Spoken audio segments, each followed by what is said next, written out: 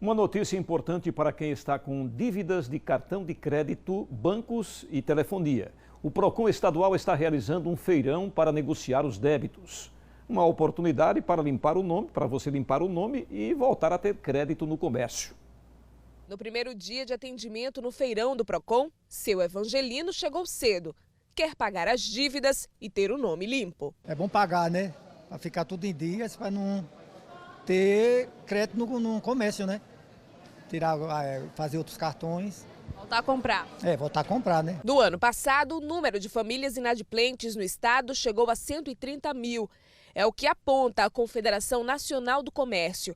O objetivo do Procon, com a feira de negociações, é diminuir a estatística no estado. O Procon, com a realização desse feirão, ele traz o consumidor para poder resolver problemas que muitas vezes inviabilizam a sequência da sua vida diária.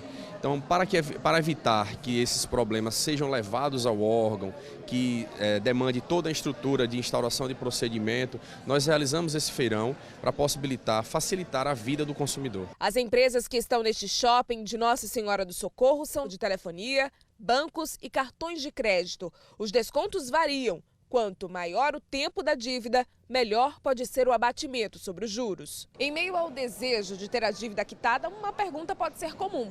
Será que essa negociação é boa para mim? É por isso que a presença do Procon neste momento é fundamental.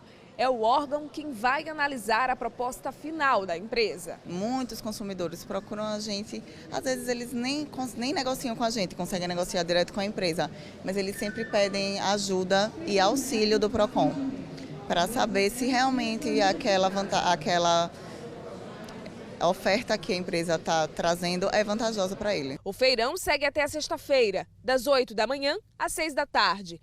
Quem também deve acompanhar o fluxo de consumidores nestes dias é a Câmara de Dirigentes Lojistas do município de Socorro. O mais importante é porque traz de volta ao mercado a condição, o status sem restrição, sem negativação. Isso é importantíssimo para o mercado, que movimenta a economia local.